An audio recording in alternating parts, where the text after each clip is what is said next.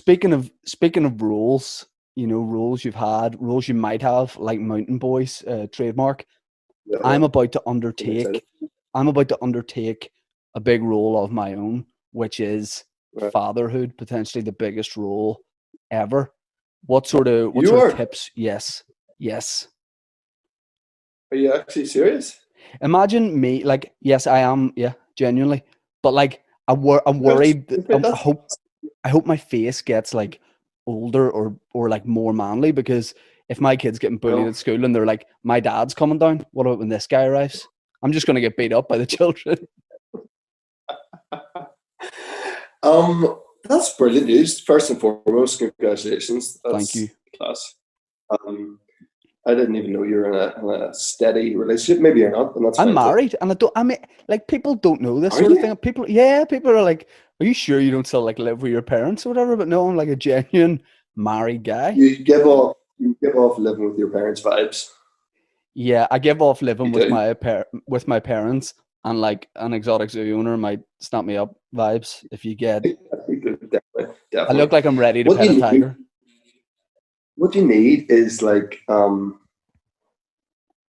something. Can you grow a beard? No, absolutely not. No, I I can find these grow like people. a very French waiter mustache, but then I just look Right, like I'm yeah. in like a murder mystery or whatever. I can't grow a beard. So you never had like a problem at school of like looking in the mirror before and going, "I'll get away with that. No one's going to tell," and then getting absolutely right as you get into school for your task. No, I had way bigger problems in school. Right. That was the growing a beard was the least of my problems in school. My main problem was, why will they now put dance on the GCSE syllable for guys? But they're like, we're gonna do the haka. I was like, well, that's not real dance. Well, I need to express myself. I want to try and get top on there, but the um, other boys weren't behind it. your fatherhood. Um, What's a tip you there's wish you'd had at the once you were in it? You're like, I wish somebody had told me this. I'm a real like prophet of good news with it. Like I you know what I wish more people would tell me how good it is. Like because so many people, as soon as you or your wife say you're expecting, they go, oh, they sort of feign that they're pleased for you first. They'll be like, oh, that's great. Listen, say goodbye to sleep, Yeah, or I've had that a lot. well, that's your freedom gone. I mean, most people, that's their response. That's just harsh. Like, by the way, a lot of that's true. But you just, the thing we are best at as human beings is adapting, and you just go with it. That becomes your new normal. And if you're clinging on to like, oh fuck, I used to be able to sleep into 11 and stuff, you're not ready for this. Like Yeah, you've got to accept, there's massive consequences to what you either didn't decide to do, did accidentally, or you made a decision to do, and you've got to fucking live up to that. So I mean, it's the best thing in the world. Don't have a few, like I have three girls, under 7, and it's, listen. There's times where you're like, this is a fucking nightmare. Like, yeah, what is happening here? And you can't be equipped. You're just like, no matter what book you read, no matter what advice, you're like, nothing can prepare you for some of the situations you find yourself in, and it makes you feel even more like a kid, because there's so many times you have to be a grown up, and you're like, yes, okay, yeah. like, especially now, a 6-year-old was asking me like big questions about death and does God exist and all this sort of stuff, and I'm like, they're tough You just questions. you're like, um, less questions, more throwing ropey balls into buckets. All right. exactly, I'm like stuffing grubber kicks into the corner, making them chase them. Yeah, it's the best advice I was given since I've been a father. So this isn't that helpful for you at this stage, but it's a producer out in LA that I've worked with a few times, and his whole thing is like, whatever. He was like, for now, like just for now, like everything. Because I'd be like, oh, this is a nightmare. He goes, yeah, for now, because everything is fucking phases, and you get yourself into these situations where like, this is a nightmare, and I'm not sleeping, and we're having to why, and then it doesn't last forever. Everything, it's so just goes in cycles, and you know, there's some of those cycles are really bad, and then some of them are really good, and you know, but essentially it's an amazing thing. It's what we're here to do. I think that's why we're here, probably, you know, in the greater sort of scheme of things. You know, we're here to bring children into the world and to make mountain boys. Well, am I right? And make mountain boys there. That, you know, that's it. Like that's when you really break it down. And actually, to be honest, this sort of self-isolation thing has brought that home even more. Now, some people are going to be really struggling. I'm totally understanding of that. And I'm very lucky that we have space and a garden and room for them to run around. A lot of people don't have that at this time. And small kids must be a nightmare. I'm not closed off to that. Yep. But it is amazing for the kids how much the happiest our kids have ever been, because they're just got us all the time. You know, instead of you daddy having to go away to work, mommy going up their studio to work, whatever.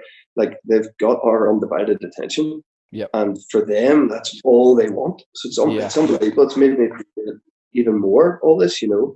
I'll still be delighted when they go back to school. You know, but it's sign them up for every after school clubs. Listen, you're going to Japanese here and swimming. Never say it again. I mean, that sort of ties me into my final question, which is, do you think that you'll come out of this whole lockdown thing with a different attitude to anything? I don't just mean work. I mean, I kind of have, it's helped my work ethic a lot. Like, I always think of myself as, I work really hard, but since this whole thing started, I'm like, maybe I just put out a sketch a day, like a video a day, and I've been doing that. But why have I, maybe not every day, but why have I not always been doing that? Like, I bought a camera a couple of years ago I've never used, but now I've used it every day for the past 3 weeks, you know? Yeah, I think that's true. And, you know, it's just a time thing. And you realize how much your time pre-coronavirus is taken up with just bullshit that kind of adds straight. Like, it's even stuff like, you know, going, oh, I've got to meet, you know, have dinner with this person, or, you know, oh, we haven't seen them in a while, they've invited us around for dinner, or, oh, what time, I'm going to have a quick coffee with so-and-so before I pick up a kid. All this stuff that's feels fine and nice at the time and stuff, but like, you don't really need to do any of it. And you sort of don't need to be seeing people as much as we see people. And if you don't see those people for the coffees and you go for a run with this person, do whatever the fuck it is you do with people, it's fine. And, you know, maybe seeing less of friends is a good thing. And, you know, because it gives us time. Like, I would never. Also, I'm a real thing. Like, if I'm know what jobs in terms of if I know what job I'm doing next, I can't like read it. I can't read a book for pleasure. I always have to be like, I need to be doing work on the script, learning lines, or preparing this and researching this. And because I'm, without sounding like I've been consistently working, you know, I'm trying to take time off here and there, but usually I know what I'm doing next. And for this, listen, I do know that I'll go back to the production I was meant to be doing in New York, but I don't really know when that'll be, because everyone's just guessing at this point. Got a bit of an idea of when it might be now, last night, that you got some news it might be, but it's quite a way off. So suddenly you're like, I don't need to worry about getting back into that until a couple of months before. So I would never have written this thing. I've knocked out a pilot in 6 days. I've never done that. Yep. And now I finished the second draft in 2 days. And now I'm going to do a series outline for the whole thing. You know, I could, if I really put my mind together, if needs be were allowed, I could probably shoot the thing before, you know, Christmas. You know what I mean? I would never. So I think it does. It opens a lot of us up. I think this whole having this time to yourself, you know, especially for people like us who are creative people who work in that world where, you know, our time is very much, you know, unless we're on a set or whatever, it is down to us and how we spend it and how we make the most of it in terms of, you know, creating stuff for our careers or whatever. Whereas a lot of people, it must be difficult if they are literally told they go 8 o'clock, they're at this place until 6 o'clock, and they're told what to do all day, and they're doing stuff that can't be matched at home. You can do what you do at home, you know. Yeah. So for a lot of people, it's different. But for creative people, it's a good thing. I keep speaking to someone last night at this conference called fucking Zoom. Why is everyone Zooms? This is Zoom. Everyone's Zoom's taking over. They're the real winners in this whole thing. Them and the wee Andrex puppy. He's Yes, killing that's it. right. He's He always, is fucking killing it. but he's always been killing it. Like he's a favorite throughout time. Also, how's he been that young for that long? I mean, come on. No, well, I'd say a few versions of him have been sprinkled on pizzas at Joe Exotic's Pizzeria. You know what I mean? That's dark. It is dark, but also true. It's probably true. But yeah, I was saying this on this conference call last night. People, I was like, great stories will come out of this time, you know, and it might break in my industry this funk of like just an Avengers movie every 3 months in a slightly different guise, but the same kind of big tentpole movie, which are the only movies that are really making money or whatever. And I personally find that a wee bit sad that that's where we're at. It's only remakes and live action of a very famous animated film. Like that's we're just in this cycle of those sort of films, only films that are sort of having success. I'm not saying there's not exceptions, of course there are. Yeah. But there's going to be great stories coming to this. People, writers with time in their hands. You know, they're threatening a writing strike right before this, and in LA, that's obviously not happening now, and people can actually get on and create a lot of good stuff. So I think there'll be goodness in my industry. At the end of it, there's a lot of, you know, desolation in many forms because of this fucking thing. But just speaking from what I know from our world. Yeah.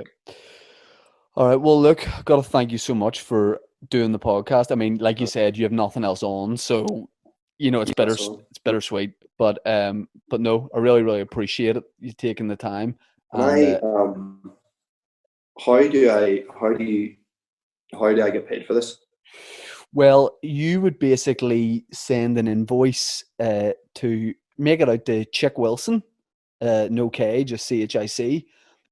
He will take care of it because obviously he used to be a postman. He'll be really quick at getting back to you because he's able to sort of get it out to you pretty quick. But just do Chick Wilson Hollywood. Chick Wilson Hollywood, yeah. In brackets, used to have a ponytail. But why don't we call instead, like, because we're going to have forest boys, we're going to have mountain guys, mountain guys. What about this? We're both from Hollywood. Boys with a Z. Boys in the wood. Because we're in the woods. Do you want to say it back? Boys for life. Right. Boys in the woods. All right, mate. Thanks a million. All right. Yep, appreciate it. Take it easy. Cheers. Good luck with it. Thanks. Bye. Bye. Night. Appreciate it. All the best night. Bye. Bye. Bye. Bye. Bye. Bye. All the best night. Bye. Bye. Yep. I'll fade it out there. Yep. Trying to get it. It's just real fade out. Yeah, I know, but there we have it, Sippers, the Jamie Dornan episode of the Tea With Me podcast. I really enjoyed that. I hope you guys did as well.